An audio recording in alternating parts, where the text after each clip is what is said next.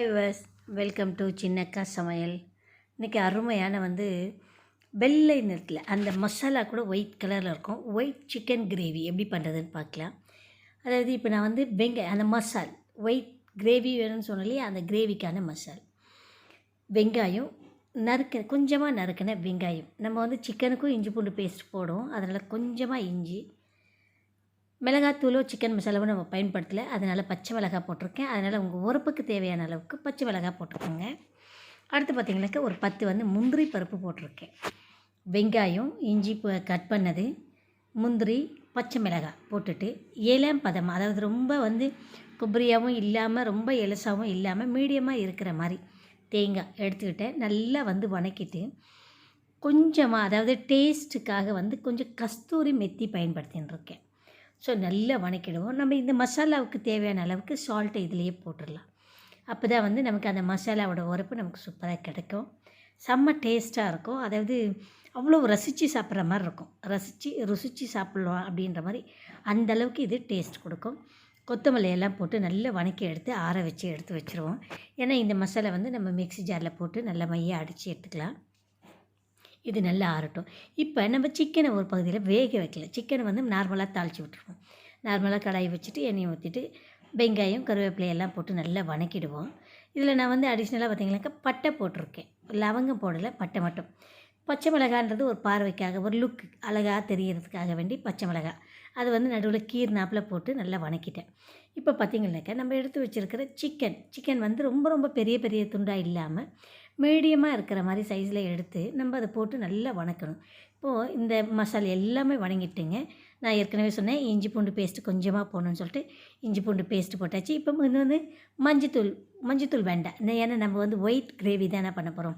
So அதனால் இஞ்சி பூண்டு பேஸ்ட்டோட அந்த பச்சை வாசனை போட்டோம்.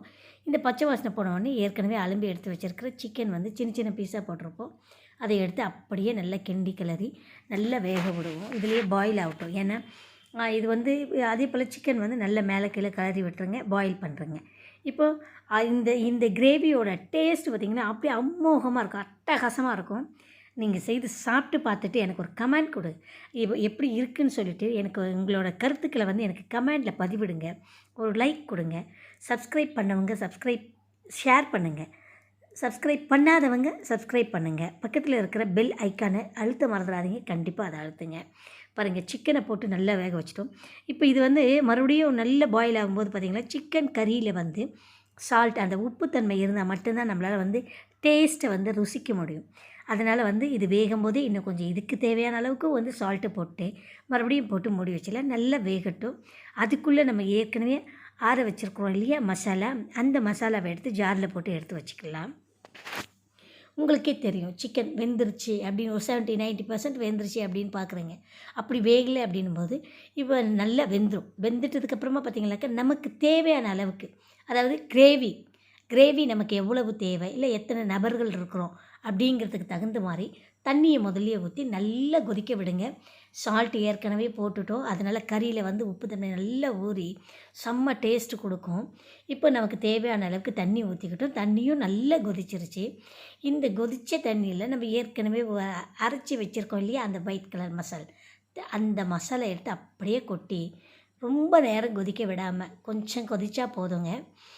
அப்படி ஒரு மாஸான டேஸ்ட் இருக்கும். எல்லா ஐட்டத்துக்குமே ஒயிட் ரைஸ்க்கு செஞ்சு சாப்பிட்டாலும் சூப்பராக இருக்கும். டிஃபன் ஐட்டம், தோசை, சப்பாத்தி, பூரி, எது சாப்பிட்டாலும் இந்த டேஸ்ட், அதாவது இந்த சிக்கன் கிரேவியோட டேஸ்ட் எல்லாத்துக்கும் காமனாக இருக்கும். அவ்வளவு டேஸ்ட்டாக இருக்கும். நீங்களும் பிள்ளைங்களுக்கு செய்து கொடுங்க. அவங்க சாப்பிட்டு பார்த்துட்டு நிச்சயமாக உங்களுக்கு ஒரு சர்ப்ரைஸ் கொடுக்குற மாதிரி ஒரு ஷாக் கொடுப்பாங்க. அந்த அளவுக்கு ஒரு டேஸ்ட்டு இருக்குங்க. நிச்சயமாங்க உங்கள் பிள்ளைங்களுக்கு செஞ்சு கொடுங்க. செம்ம மாஸான டேஸ்ட்டில் ஒரு ஒயிட் சிக்கன் கிரேவி செம்ம சூப்பராக இருக்கும். இப்போது அப்படியே நல்லா கொதிச்சிருச்சு. இப்போ அந்த மசாலாலாம் இருக்கும். நீங்கள் என்ன பண்ணுறீங்க, இப்போது நமக்கு தேவையாக இருந்தால் நீங்கள் பட்டர் பயன்படுத்திக்கோங்க. நான் தேவைப்பட்டுச்சுன்றதுனால பட்டர் போட்டேன். பட்டர் போடும்போது பார்த்திங்கனாக்கா எனக்கு இன்னும் கூடுதல் டேஸ்ட். இப்போது அப்படியே நம்ம ஏற்கனவே நறுக்கி எடுத்து வச்சுருக்கேன். கொத்தமல்லியும் கொஞ்சம் புதினாவும் அதை அப்படியே எடுத்து மேலாப்பில் தூவிட்டு எடுத்து அப்படியே மூடி வச்சுருங்க. பிள்ளைங்க சாப்பிட தயாராக இருந்தால் அப்போவே சாப்பிட வச்சாலும் செம்ம அருமையான சுவையான சமையலாக ஒயிட் சிக்கன் கிரேவி உங்களுக்கு கண்டிப்பாக பிடிக்கும். ஒரு லைக் கொடுங்க. உங்களோட கருத்துக்களை கமெண்டில் பதிவிட்டு சப்ஸ்கிரைப் பண்ணுங்கள்.